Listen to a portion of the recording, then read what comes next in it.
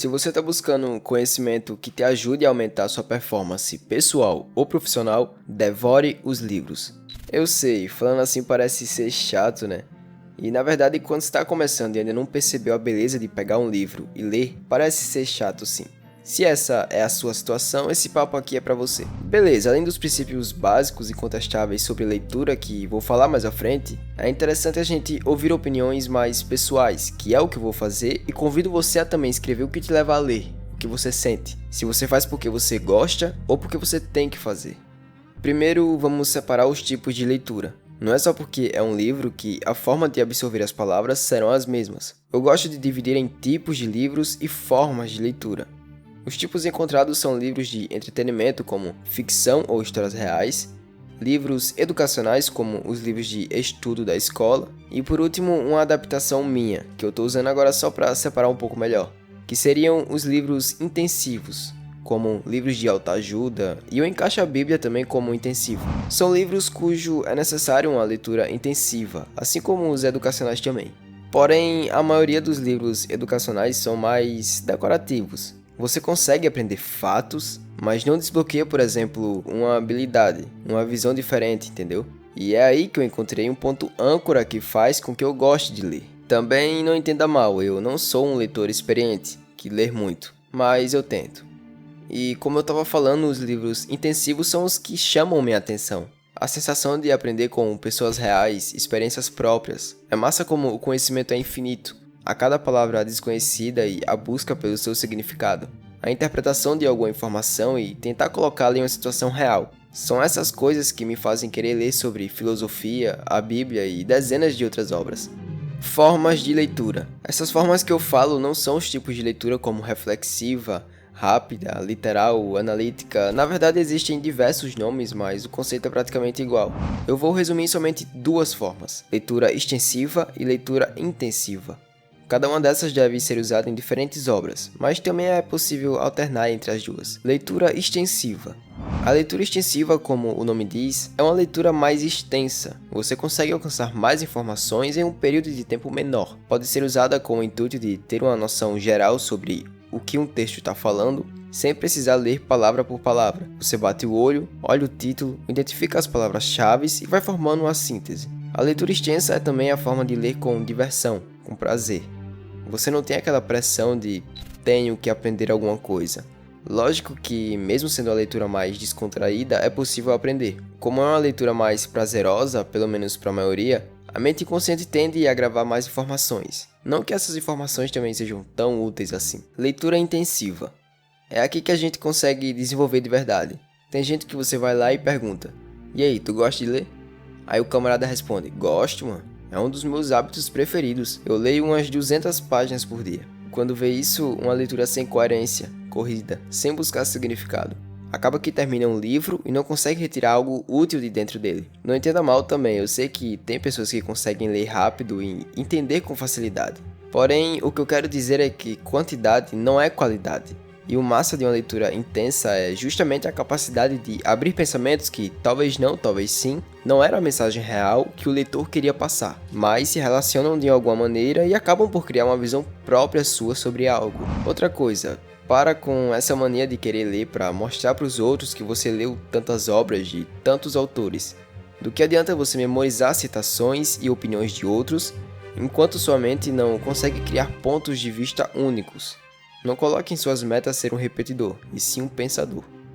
A partir de agora são as partes práticas da leitura, e o que funcionou para mim e funciona. Vou expor opiniões minhas, vai ter pessoas que não vão concordar, talvez até cientificamente eu possa estar errado, mas o intuito é esse, colocar visões diferentes. Primeiramente, eu não gosto da ideia de colocar metas de um livro por semana, 2 livros por mês, tantas páginas por dia, ou um limite de tempo para leitura.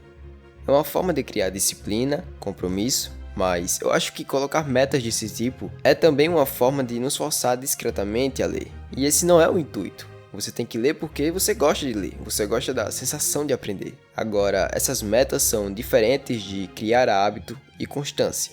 Isso sim é necessário. Escolha um horário que não tenha distrações e nem pressa. Uma hora legal, por exemplo, é de manhã cedo, depois de uma tarefa cansativa como um exercício. tomar um banho, um café. Após isso, será um momento em que o seu corpo vai estar um pouco exausto, mas ainda continua sóbrio, ou seja, ativo.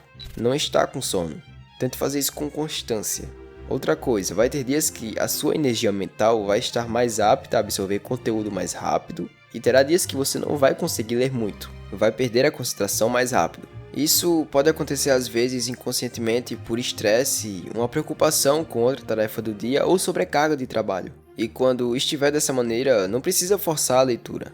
Vai descansar a mente e retorna às atividades quando estiver melhor.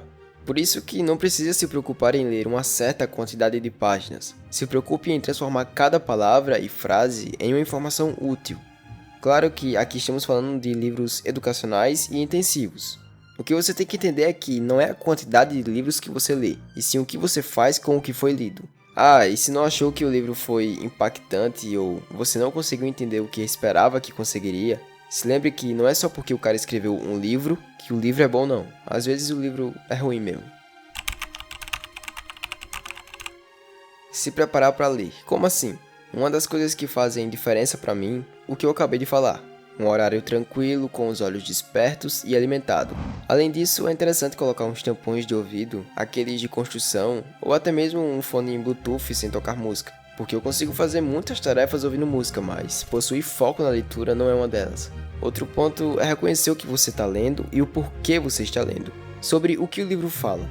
Você está lendo em busca de algo específico? Coisas simples assim podem aumentar a sua concentração. E concentração é algo treinável também. Eu só não posso falar como porque até agora eu nunca estudei sobre. Beleza, conheci os tipos de leitura, me preparei para ler, e agora como eu fixo o que eu li na minha mente? Primeiro, você tem que levar em conta o tipo de livro que você está lendo. Se é um livro intensivo ou educacional, como a gente discutiu no começo. Ambos vão usar a escrita como fixação, mas de formas diferentes. Se for um livro intensivo, assim que você terminar uma página ou um tópico, não precisa criar um resumo inteiro do que você leu. Faça anotações do que vier à mente e que você acha que seja importante guardar e possa aumentar sua performance. Se forem livros educacionais, aí é uma leitura com o intuito de estudar. Você vai precisar reter conteúdo que não necessariamente aumente sua performance pessoal, e sim sua performance profissional. Você vai escrever da maneira mais organizada possível. E assim que terminar sua leitura, faça exercícios que estimulem sua mente a usar o que ela leu. Por exemplo, se você estava lendo sobre química, isomeria, joga no Google, exercícios sobre isomeria, e responde as questões. Outra coisa que ajuda a reter o conteúdo melhor com a escrita são mapas mentais. Da maneira certa também. Dá uma pesquisada aí sobre como fazer mapas mentais de qualidade. Uma parada interessante que eu acho que não falei sobre os livros é que dependendo do intuito da sua leitura, um livro intensivo pode se tornar um livro educacional, por exemplo, a Bíblia. Normalmente a gente lê para um uso pessoal, aumentar nossas virtudes, se aproximar de Deus, então não precisamos memorizar muitos versículos ou nomes. Mas se você for um pastor, aí você tem que ter a base para mostrar para as pessoas que estão te ouvindo e por aí vai. Eu agradeço de coração por você ter assistido até aqui, e se eu conseguir te ajudar a algo, considere se inscrever. E se você não concorda com algo que eu mencionei, fique à vontade para expor sua opinião nos comentários também. E é isso, valeu!